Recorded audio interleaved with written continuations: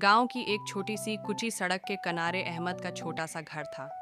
अहमद मेहनती, ईमानदार और ख्वाब देखने वाला किसान था। उसकी दिन रात की मेहनत के बावजूद उसकी माली हालत बेहतर नहीं हो रही थी, लेकिन उसके दिल में उम्मीद का दिया हमेशा जलता रहता था। एक दिन अहमद गांव के बुजुर्ग हाजी साहब के पास गया, जो जिंदगी भर खेती बाड़ी के माहिर रह चुके थे। अहमद ने उनसे मशूरा किया। हाजी साहब, मेरी जमीन तो अच्छी है मगर फल नहीं देती, क्या करूं? बेटा, जमीन सिर्फ तब फल देती है जब तुम उसे मोहब्बत, मेहनत और सब्र से सींचो। कोई भी बड़ा दरख्त एक दिन में नहीं अगता। ये बात अहमद के दिल में घर कर गई।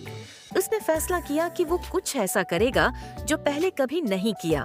वो एक सुबह बाजार गया और आम के छोटे पौधे खरीद लाया। जब वो पौधे लेकर वापस आया तो गांव के कुछ लोग हंस पड़े। अहमद, तुम तो पागल हो गए हो। आम के दरख्त सालों बाद फल देते हैं, तुम्हारी इतनी हिम्मत कहाँ? मगर अहमद ने किसी की परवाह न की। हर सुबह वो पौधों को पानी देता, गोबर की खाद डालता और हर शाम उनके गर्द गौडी करता।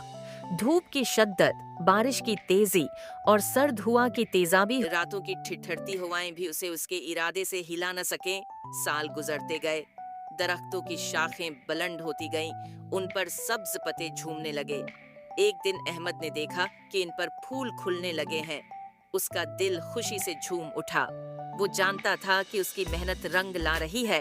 फिर एक दिन वो लम्हा आया जब दरख्तों पर आम लगने शुरू हुए। इतने बड़े, पीले, खुशबूदार और रसीले कि गांव भर में उनकी खुशबू फैल गई। दौर दौर से लोग अहमद के बाग की तारीफ करने लगे। शहर के बड़े ताजिर उसके बाग का दौरा करने लगे और उसकी आमों की मांग बढ़ने लगी। अब अहमद की जिंदगी बदल चुकी थी। वही लोग जो पहले उसका मजाक उड़ाते थे, अब उससे मशूरे लेने आते थे।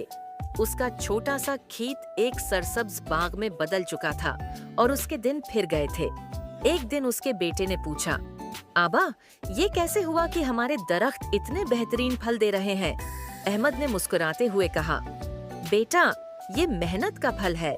जब तुम अपने मकसद के लिए सच्ची मेहनत और दिल से काम करते हो तो कुदरत तुम्हें उसका बेहतरीन इनाम देती है।